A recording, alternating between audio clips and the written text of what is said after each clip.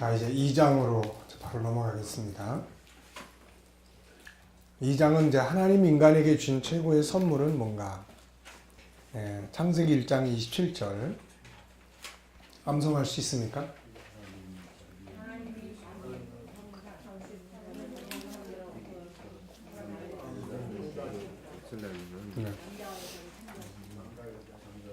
네, 하나님이 인간에게 주신 최고의 선물. 왜 인간이 최고의 보물이 되는 것일까? 자, 강의 듣기. 인간은 어떤 존재인가? 앞장에서 우리는 세상에서 최고의 보물은 사람이라는 사실을 살펴봤다. 그렇다면 인간이 이처럼 세상에서 그 어떤 것보다 위대한 보물인 이유는 무엇인가? 그 답을 세상은 잘 모른다.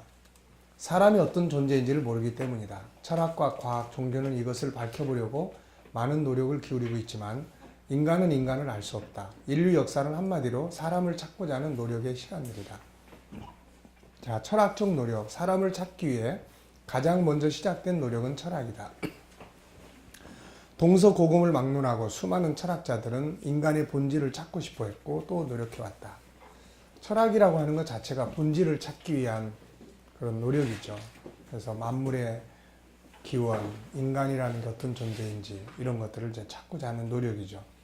과학적 노력, 진화론 역시 인간의 근본을 찾고자 하는 인간 지식의 한 부분이다. 그러나 진화론을 따라가 보면 인간 영적 존재가 아니라 육적인 존재, 동물과 같은 존재가 되어버린다. 여기서 정신세계의 발전은 없고 육체적인 것, 물질적인 것만을 추구한 존재가 된다. 인간다움보다는 물질적 강자가 되기 위한 노력만을 하게 된다. 그리고 진화론은 적응하지 못하는 것은 도태되고 강한 자는 살아남는 약육강식의 구조를 가지고 있다. 이 속에서 수많은 사람의 고통이 있게 되고 세상은 온통 강한 자만 되기 위한 경쟁을 하게 되고 약한 자들은 사회에서, 학교에서, 가정에서, 모든 곳에서 도태될 자들이 되며 이 가운데서 고통과 좌절, 절망, 분노를 갖게 된다. 우리 사회는 이 같은 질서로 고통을 받고 있다. 의학적 노력으로는 다음과 같은 것들이 있다. 심리학자 프로이드, 19세기 말 오스트리아 정신과 의사 프로이드는 정신병의 원인을 찾기 위하여 뇌를 연구하기 시작했다. 프로이드는 정신병의 원인을 뇌 조직의 이상으로 생각하고 뇌를 연구한 것이다. 그러나 프로이드는 정신병 환자의 뇌 조직을 아무리 연구해도 정상인의 것과 전혀 다르지 않다는 사실을 발견했고 그래서 그는 뇌로부터 정신병의 원인을 찾을 수 없을 뿐만 아니라 의식을 찾을 수 없다는 결론을 내렸다. 그래서 프로이드는 정신질환의 원인을 다른 각도에서 찾기 시작했는데 이러한 노력의 결과로 그는 사람의 의식은 뇌와는 별개의 것으로 존재하는 하나의 실체라는 결론을 내렸다. 다시 말하면 마음은 사람의 내부에 존재하는 하나의 실체로서 공간을 갖고 있으며 에너지처럼 역학적인 힘도 갖고 있다고 했다. 신경생리학자 존 에클스, 노벨상 수상자이며 오스트레일리아의 신경생리학자인 존 에클스는 뇌의 진화라는 저술을 통해 마음은 뇌와 독립적으로 존재하는 것이어서 육체가 죽음을 당하면 마음은 육체와 영영 이별하는 것이라고 했다. 따라서 심성의학, 사람의 마음을 다루는 의학에서는 마음은 뇌와 별개로 존재한다고 본다. 심성의학에서 마음은 육체와 독립적이기 때문에 유체 이탈이 가능하다고 생각한다. 유체 이탈이란 마음이 육체로부터 벗어나 다른 공간으로 잠시 여행한 후 제자리로 되돌아오는 현상을 말한다. 철학자 데카르트, 17세기 철학자 데카르트는 인간은 정신적 실체와 물리적 실체로 이분되었으며 상호작용을 한다고 주장한다. 그 후로 서양 의사들은 정신과 육체의 병을 전혀 다른 것으로 보고 구분하여 진료하기 시작했다. 이런 경향은 1928년 플레밍이 페니실린을 발명하면서 박테리아에 의한 감염병과 같은 단순한 육체적인 질병 치료가 획기적인 발전을 하면서 더욱 짙어졌다. 요즘에 와서도 특히 그런 뇌학을 통해서 사람들은 이 정신적 기능과 뇌의 관계를 많이 연구들을 합니다. 그렇지만은 결국은 아무리 뇌를 들여다봐도 뇌 속에 마음이 있는 것도 아니고 정신세계가 있는 것도 아니에요. 그러니까 보이지 않는 정신세계가 분명히 있는데 여기에 의해서 뇌가 영향을 받아서 움직이는 거지 뇌 속에 정신세계가 있다 이게 아니라는 거죠. 자, 종교적 노력, 대표적인 것이 바로 불교죠. 불교의 이 목고, 사람이 어머니의 태안이 있기 전에는 무엇이었는가?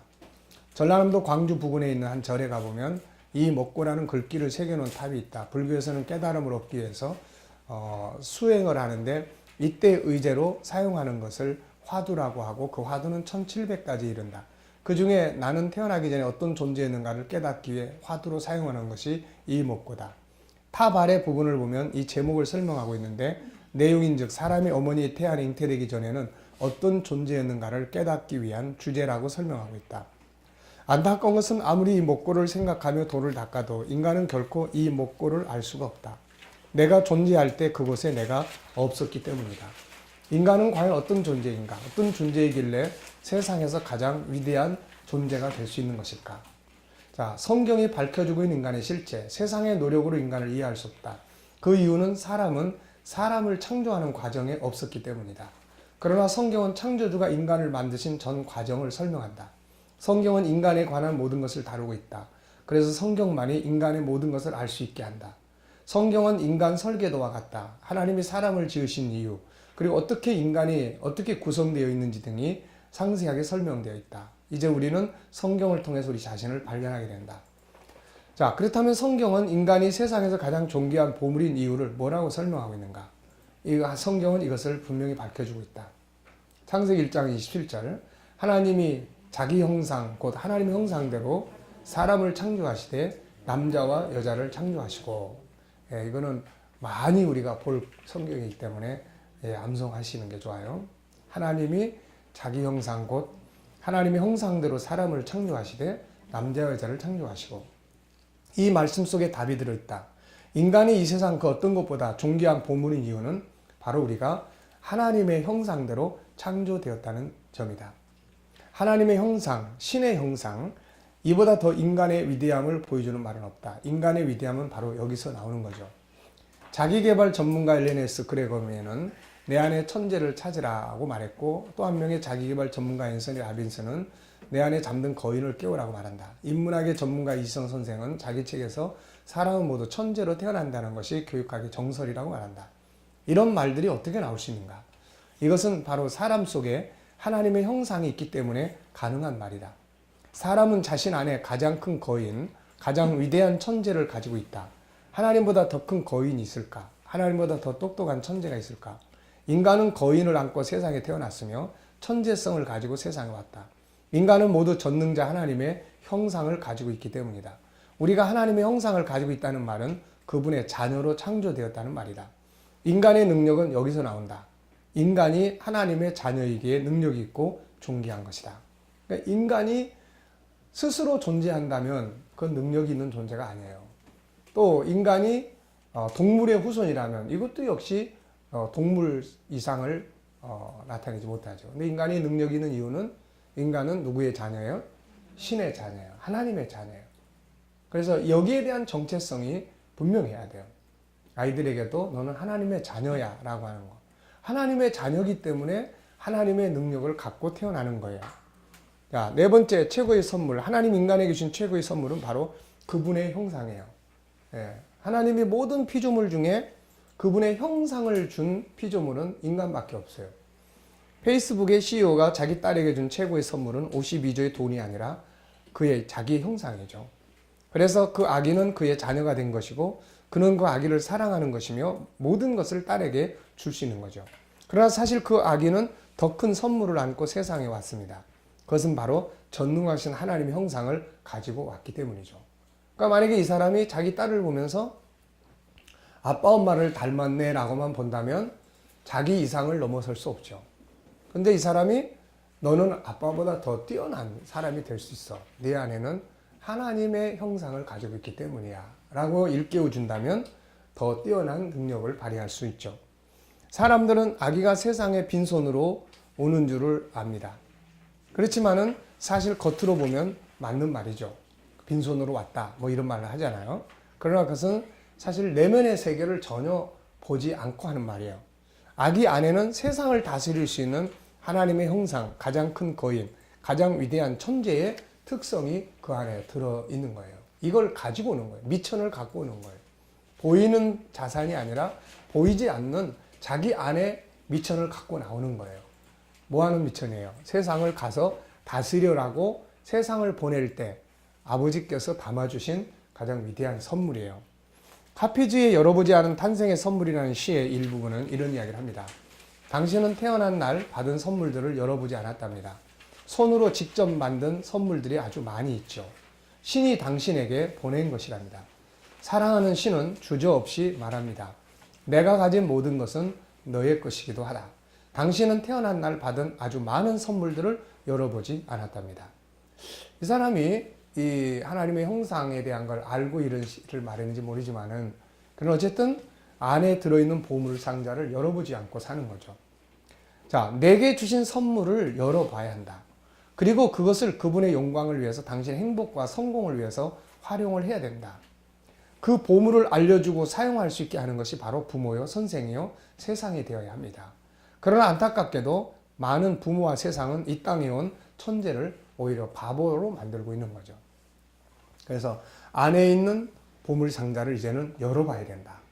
G7 교육은 안에 있는 보물 상자, 사람 속에 들어있는 보물의 광산을 열어서 그걸 개발해서 그걸 활용하도록 만드는 훈련이에요.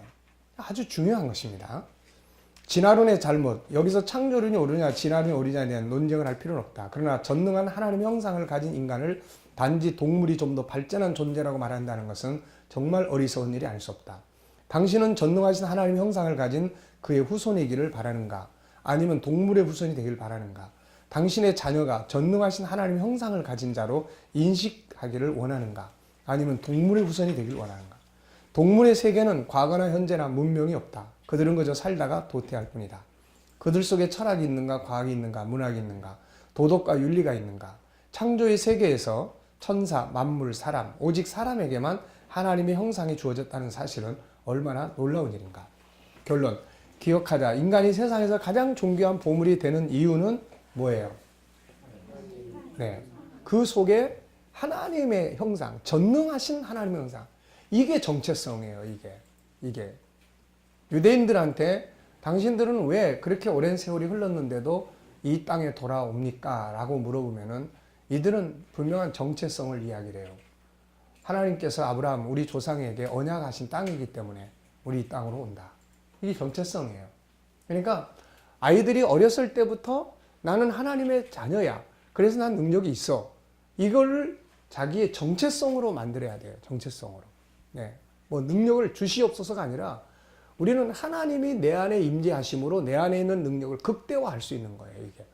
예. 그래서 내 안에 있는 능력을 파묻어 놓고 놓은 채로 하나님 능력을 주세요. 이게 아니에요. 이게.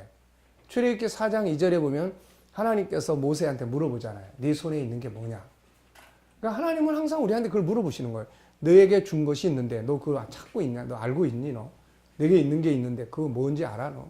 그러니까 홍해바다를 갈라내는 능력은 하늘에서 무슨 별에서 떨어진 무기가 아니고 하나님이 모세한테 이미 들려줬던 그거란 말이에요. 그걸 사용하는 거예요. 그걸 하나님이 사용하는 거예요. 그래서 그게 기적을 만들어내고 하는 거죠. 자, 그래서 나와 당신은 물론이고 우리의 자녀들 역시 전능자의 형상을 가지고 세상에 태어난다는 것을 명심하자. 그리고 그것을 기반으로 인성교육이든 학문교육이든 해야 된다. 인성교육의 의미가 뭐예요? 타고난 천성을 훈련하는 겁니다. 인성이라는 게. 그래서 우리 안에 있는 성품이 뭔지를 알아야 그거를 훈련할 수가 있는 거예요. 이게. 그러니까 동물한테 아무리 거룩성을 훈련한다고 해서 동물이 거룩성을 가지고 사는 거 아니에요. 그러니까 사람은 우리 안에 거룩성이 있기 때문에 거룩성을 교육을 하면 그것을 깨닫게 되고 알게 되고 발견하게 되고 이렇게 되는 거예요. 자, 기록하고 말하기. 자, 네, 쓰십시오. 자, 공부한 내용 참고하셔서 인간을 찾기 위한 노력들은 어떤 것들인가? 네.